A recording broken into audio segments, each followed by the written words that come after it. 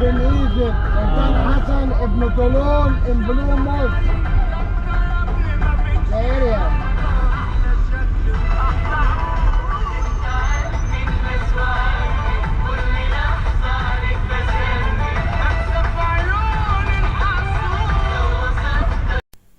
Hello, magandang araw and kumusta naman po ang araw natin? Sana po maganda ang mga araw nyo. And so for today's video, ipapakita ko po sa inyo ang isa sa pinakasikat na puntahan dito sa Cairo, Egypt. Ito po ay ang Muhammad Ali Mosque. And so, ayan, nakapasok na kami. But of course, before kami pumasok, bumili kami ng ticket. And it's 200 Egyptian pounds per ticket. And then, kung student po kayo, may good news. Kasi, for students, it's only 100 Egyptian pounds. Pero dapat may dala po kayong ID as a proof. Di ba parang Pinas lang din, may discount yung mga students. So, halik kayo at libutin na natin ang Muhammad Ali Mosque.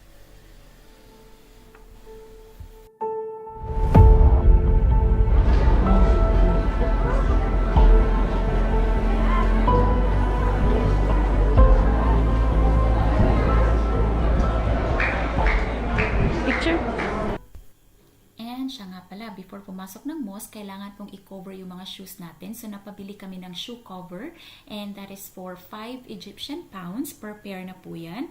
And then, kung ayaw nyo naman pong bumili ng shoe cover, okay lang din. But then, you have to take off your shoes. Tapos, sa side ng door, may shoe rack doon na pwede nyo pong i-leave yung shoes nyo. But, may mga nakikita po kami dito na mangilan-ngilan lang na binibit-bit nila po yung mga shoes nila. And ayan, andito na po tayo sa loob. And sobrang ganda sa loob ng mosque. So pagkapasok namin, wala kaming ibang masabi kundi wow. O diba, ang ganda. Ano sa tingin nyo? Maganda ba? Nagagandahan din ba kayo? At alam nyo ba, itong mosque na to is the most frequently visited mosque dito sa Egypt. Kita nyo naman kung bakit, diba? Sobrang ganda. Kakaiba siya sa mga mosque na napuntahan namin, as in.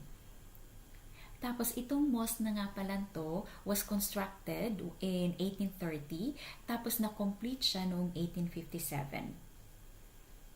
At nag-wonder din ba kayo kung bakit Muhammad Ali ang pangalan ng mosque na to? Kasi ang nag-fund ng mosque na to was Muhammad Ali Pasha. Siya yung ruler ng Egypt noong 1800s.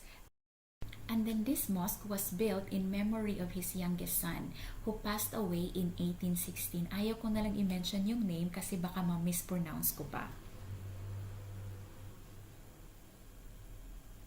And then, ayan, dito tayo sa kabila lalabas. Hindi to yung pinasukan natin kanina ha. Ibang labasan to. Parang nasa likod ata to.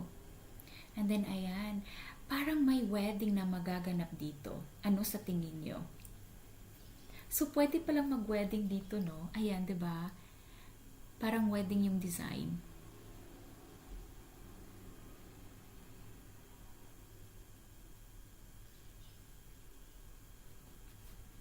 At halik kayo at libutin pa natin ang mosque na to.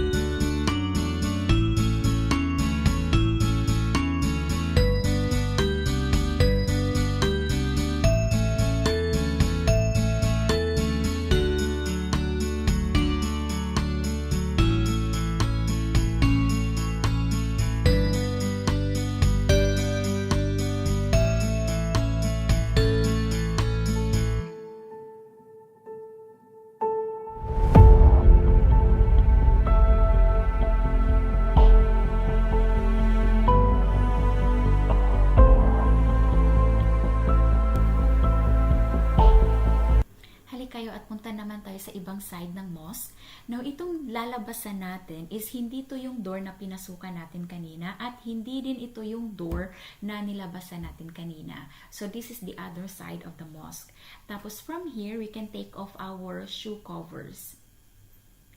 At alam nyo ba, itong mosque na to, parang famous din siya for prenuptial photos. Kasi may mga nakikita kami kanina na nagpre-prenup shoots, kagaya ng mga yan, o diba? Alam nyo, pang-apat na couples na sila na nakita namin. So imagine, for the span of 1 hour, may 4 na couples na kaming nakita na nag-prenuptial photos. And then, alam nyo ba, itong mosque is sobrang laki niya, tapos ang ground ng mosque is sobrang laki din. Tapos, meron siyang army museum dito, tapos meron ding prison museum. Gusto sana namin puntahan ang mga yon, kaso lang wala ng time. So, hanggang dito lang tayo sa mosque. But then, if ever you would come here, then you better visit those other museums.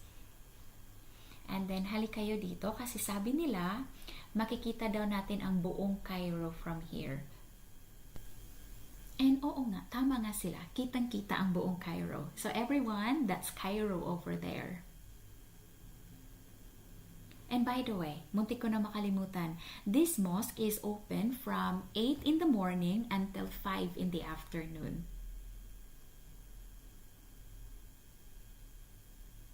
So, ano sa tingin nyo? Maganda ba ang Muhammad Ali Mosque? Worth ba siyang i-visit? And for us, we are 100% satisfied dito sa Muhammad Ali Mosque. And so that's all for today's video. Sana nagustuhan niyo po ang video ko today. And then watch out for my next video kasi hindi pa po tapos ang journey natin dito sa Egypt. Thank you for watching and have a great day.